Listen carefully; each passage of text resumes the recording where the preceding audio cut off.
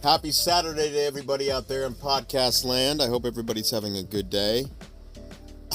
Um, man, it's so funny how I'll just sit here sometimes in the mornings with my coffee and just think about shit. And I'll just be thinking about shit that's happened, shit that's not happened yet. You know, it's one of those things. I think we all can relate to that coffee and contemplation moment in the morning, you know. But I kind of woke up later this morning because I ran out of coffee and I didn't really want to get up, so I had to go get some coffee, man. I had to get some coffee. It was inevitable. I wasn't gonna get out of bed. I needed my coffee, so I had to get something. But man, I really wanted to talk about my first time out to LA because I was just sitting here listening to a podcast before I started recording mine today. And the dude was telling a story, and it just reminded me of fucking... Oh, man, it's so crazy. The kind of shit that I was involved in my first time out to Los Angeles was really... It was inspiring and yet utterly traumatic in a lot of ways. So for those of you who don't know, when I first moved out to LA, before I moved out there, I was involved in a talent scout in Denver, Colorado. I'm not so good with dates, but I'll hazard a guess it was between 2012 and 2013 was when that talent scout event took place. But even more so before that event even took place, I was taking acting classes with Anna Sophia Robb's acting coach. You might have seen her. She was on Because of Winn-Dixie, and she also was the bratty kid on Charlie and the Chocolate Factory with Johnny Depp. Anyway, I had her acting coach. She's from Denver originally. Sue Coffey was my acting coach in Denver. Anyway, so there were several months where I was doing classes with Sue. And at a certain point, she says, "Hey, Colby, listen. I don't mean to be too forward or anything, but I am having their agent's going to be coming out from Los Angeles to scout the kids that I'm currently taking on and to see if they'd want to sign any of them. Would you like to be involved in that?" And I'm fucking young and brash and thinking the world of myself, and I'll be like, yeah, you know what? Absolutely. Sign me up. So she did. And so, Nelson Paradis Parks. I'm going to put the dude on blast. I don't give a shit. I think he's a fraud. I think he's a scam. I think he's a fraud. He gave me an opportunity. That's great. I appreciate that. But the ESI network, in my humble opinion, are a bunch of scam artists and con artists, and say what you will, but the only fucking claim to fame that they had is the black kid on Lost. That was a big fucking breakout star that they had plastered all over the fucking advertisements, man. But anyway, so Nelson and his team come out to Denver, and they see us do our thing. I do a monologue from Apocalypse Now because I'm fucking Thug G like that. I mean, what other 12-year-old kid, or not 12-year-old, how old was I at the time? I was 16, 17, 16, one of the two. But what other kid that age is doing fucking Marlon Brando's From the Heart of Darkness monologue from Apocalypse Now? Me. But, so I did my monologue, and 2 weeks later, I get a call from old Nelson, and he's like, "Hey, how quickly can you move out to LA?" And I said, "Well, give me a year. Give me a year to save up." So I worked my little hiney off at the local Walmart for a year, save up $1,500, $1,200 of which goes towards a car. That's a piece of shit. I didn't know nothing about cars, man. I'm gonna be honest with you. I just went with something that I thought was gonna be reliable. And turns out it was in rougher shape than I thought. I didn't know nothing about cars or mechanics. But anyway. So it comes out to be a year. And I find an apartment in LA. And then I coordinate with this model girl who was in the showcase with me. And she and I are going to get a place together. Now, the way it worked out was we thought that the apartment we got in LA, the way it was described, was a 2-bedroom loft. Or excuse me, 1-bedroom loft. Sorry, that's the way it was described online. We get there, and it is a 1-bedroom studio apartment. We thought it was going to be 1 bedroom on the bottom and a loft up top. We got there, it was a beat up, rundown, spider-infested apartment in Chinatown. And you know, model girl being high maintenance and shit, which is understandable. I wouldn't have wanted to stay there either. But her and her mom elected to find her a place elsewhere, so she didn't last a full 30-day lease. Me, however, I lived out that 30-day lease in that piece of shit. It was charming, though. It really was a charming apartment.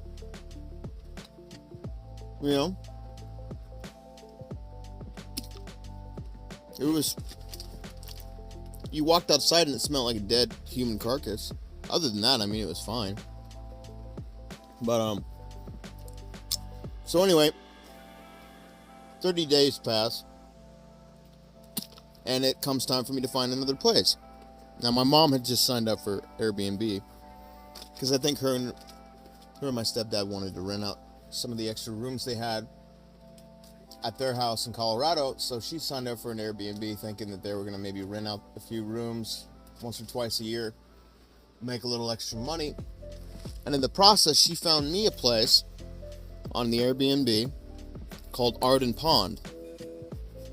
It was on Arden Boulevard, like 2 or 3 blocks from Larchmont Village. Now, this woman who owned and ran this Airbnb, she was literally the most inspiring, beautiful soul that I've ever met in my entire life. Her name was Jamie Beardsley, she's since passed away. But she was a truly beautiful soul, man, and I have so much respect and love for that woman. She was a producer on Quentin Tarantino's Reservoir Dogs. She was on quite a few films as the producer. That was her job. She was a film producer. So I move into her place, and it's so perfect. I mean, she lives in this very old style Hollywood home that's insulated, right? So she doesn't have AC, but it's insulated in such a way to where in the summer it stays cool, and in the winter it stays warm. It's like that old style Hollywood home from like the 40s or 50s. Very old home, but very charming. So I move into this little room in the back of her house that's partitioned by a bookshelf. On one side of the room you had a team of bunk beds. I slept on the bottom bunk, and then on the other side you had a single bed. Very, very cramped space, but when you met Jamie, you really didn't think about the space.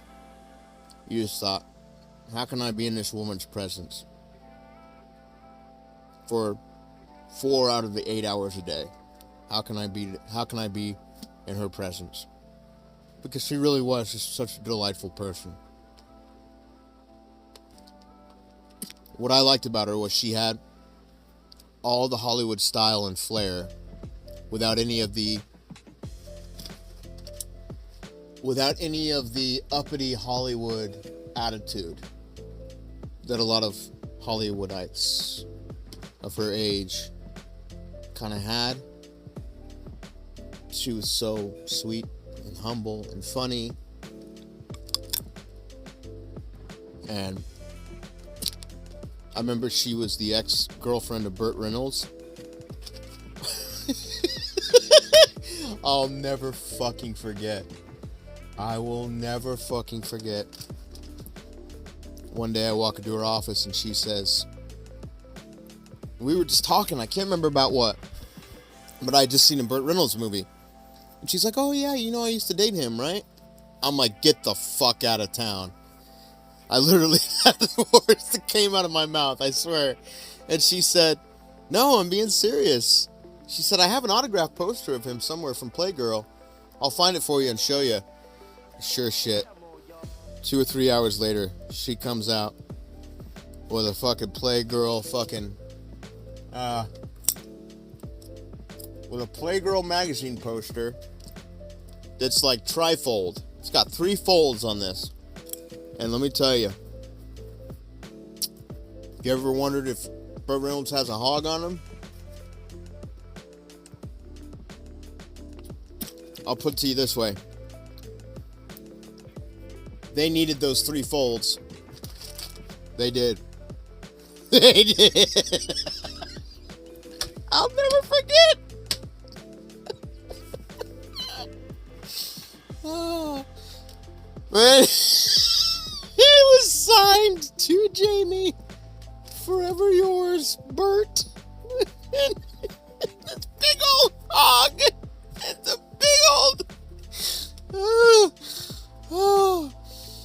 It looked like an old Harley Davidson handlebar, man. It was all curved and stuff. It was weird. It didn't even look real.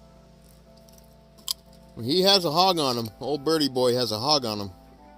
I'll tell you that much. But anyway, so I'm living with Jamie. It's great.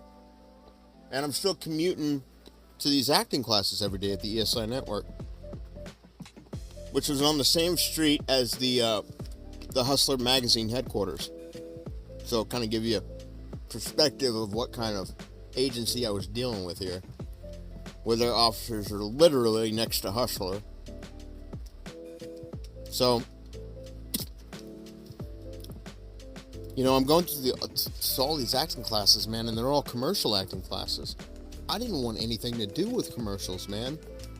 I wanted to be a film or theatrical actor. I didn't want to be in freaking commercials, man. That was the furthest thing from my mind. And one day I go into Nelson's office and I said, hey, listen, man, I don't know where the confusion might have came about, but I'm not a commercial actor. Like, at all. And he says, this is where we start all of our talent. We start them off in commercial classes. And I said, that's not what I want. And he said, it's not about what you want. It's about how everybody starts. And I said, well, hey, that's all fine and well, but we're paying a lot of money for me to be here.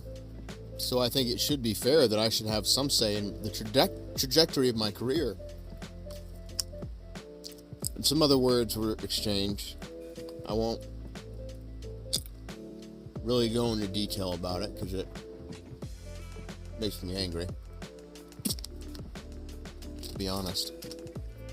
Anyway, I go back home that night and I tell Jamie about what happened.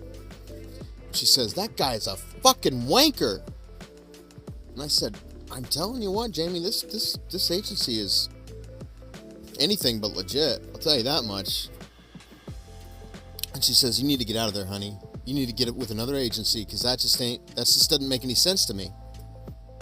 She said, she's riding you for every dollar and cent that you got. I said, I know, Jamie, that's what it feels like. And mind you, this is like 4 to 6 months into my first time out in LA. You know, I've already moved out of the first apartment I was in, and I've moved in with Jamie, and I've been in LA for about 4 to 6 months at this time. And anyway, I fell into a deep, maybe not depression, but just kind of like rut, you know? And, you know, several months passed and I'm still living with Jamie. And, you know, you'd see people coming in and out of that Airbnb because, you know, I was the longest standing resident there. There would people come there for like maybe a week or two and then they'd leave and I'd still be there. So I went through like 3 or 4 different roommates, one of which was a beautiful Albanian girl. Oh my God, Frenza. Oh my God. Oh, man. Gorgeous. Gorgeous, gorgeous, gorgeous, gorgeous muse. Art on 2 legs, that girl. Oh my God. But anyway. So despite my better judgment, I keep going to these fucking classes. Man, I don't know what else to do. You know, I was young and green. Didn't know any better. But I knew something wasn't right with ESI. Just because of the way Nelson talked to me. Away from my parents. You know, when my parents were around, very nice and cordial and hopeful sounding. And then it gets just be me and him behind closed doors and completely different guy. So anyway, one day I get this roommate. His name's Akil. Very nice gay man. Akil is also a fellow actor. And he does a side hustle on TaskRabbit and kind of makes his side living that way. But he makes his primary living as an actor. It was really one of my most honest exposures to how an actor can truly make it in Hollywood without having a side job or side hustle. Even though he did have a side hustle, but his primary source of income was acting and performing. He was what's the term? He was an impresario at some underground jazz club. And he had like a running contract there. An annual contract, if I remember correctly. Anyway. But, so one day, kind of feeling down on my luck. I just gotten back from class, didn't have anything else to do for the rest of the day, so I went down to Larchmont Village, and I went to this French bread place, where they have, like, you know, fresh baked sandwiches and stuff like that. They also sell wine and liquor, and I had a little bit of money. We had just come out of, like, I think it might have been a birthday or a holiday of some type, and I had some money on me. And I came across this $60 bottle of wine. And I thought, well, fuck it. I'm gonna splurge. I've never had a $60 bottle of wine before. So I got it. Took it back to Jamie's. And I pulled up my laptop, poured myself a glass of this really expensive wine, and I started watching Nosferatu. And I was curious why it was such a small bottle. But sure enough, I found out real quick why it's a small bottle, because that shit'll knock you on your fucking ass. That expensive French wine. Fuck that shit. Yeah, I know. No, I was gone. I maybe made it 30 minutes into the movie before I was feeling the room start to move. But, a little while later, Camille comes in the room. We start talking about his day and how it was, and he's in the mood to drink. So, me and him start drinking. You know, we're laughing and having a good old time. He's showing me some fucking funny ass videos on YouTube. We're laughing our asses off. And by this time, I'm drunk. Extremely, exceptionally drunk. Thoroughly drunk. And I'd say about an hour or so after drinking with him, he goes into a panic and he's like, "Oh crap, I have to go to rehearsal." And I said, "Rehearsal? Rehearsal for what?" And he said, "I'm in Jesus Christ Superstar at the Temple Hollywood I forget where the Temple Hollywood is, but it's the big Jewish church in West Hollywood where a lot of famous people go. And he's in a production of Jesus Christ Superstar there." So I'm like, "Oh shit, man. Well, no worries. Here, let's drive there. You can drive my car. I'm too drunk to drive." And Akil's like, "Oh, I can drive drunk really well." Stupid. So stupid. So anyway, we make it there. I've never been to the Temple West Hollywood. Really beautiful church, though. Really beautiful. Big. I don't usually do too well in big areas like that, but I was too drunk to care. So I remember we get in there, we go in, and I'm sitting in on his rehearsal. But at a certain point, I'm too drunk, way too drunk to sit down in a normal seat and have any sort of cordial type attitude to converse with anybody. So I go all the way to the very back pew, to the very back row of chairs, benches, and I lay down on the floor, away from everybody. Take like a 35 minute nap. Anyway, when I wake up, it's still rehearsing. And I said, "Okay, well, I'm feeling a little bit better. I think I'll go sit up in the front." Now, mind you, I hadn't met anybody. Me and Akil went in. I went off on my own. He went up on stage. That's literally how it went. So I didn't know anybody that was in the show with him. Oh, my God. So I went up to the third row in the front, sat down next to this guy. I'm sitting there looking at the ceiling. You know those newborn babies that kind of rock their head back and forth, like uncontrollably? That's what I look like in that moment. Just kind of following dots on the ceiling. And at a certain point, the person I'm sitting next to catches my eye. And I freeze, man. I fucking freeze. I had just seen Breaking Bad a few months prior. And who else is sitting there next to me than Bob Odenkirk, Saul Goodman from Breaking Bad. I was more amazed at his work on SNL with Chris Farley, but I loved his work in Breaking Bad. That's what I knew him from originally, was his writing on SNL. I'm sitting next to this guy, and I just froze. Didn't know what to say. Didn't know how to act. I was too drunk. I thought I was hallucinating. And at a certain point, he just notices me staring at him. Probably drool coming out of my mouth. And he just kind of moves down a row. But yeah, I was sitting right next to Bob Odenkirk. Didn't even know it. And then when I finally did notice it, didn't know what to do. But so Camille gets done with this rehearsal, and on the way home I'm like, "Dude, do you know who the heck I was sitting next to?" And he's like, "I don't know, any number of people. It's a big show." I said, "Bob Odenkirk, man. Why didn't you tell me? Why didn't you tell me you were doing a show with Bob Odenkirk?" And he said, "Honey, once you live in Hollywood long enough, people are just people."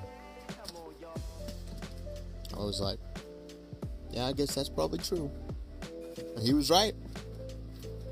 Second and third time I went out to LA, saw famous people all the time. They were just people. At a certain point, they were just people. Just normal people. You can see them every day. But anyways, we went back to Jamie's house.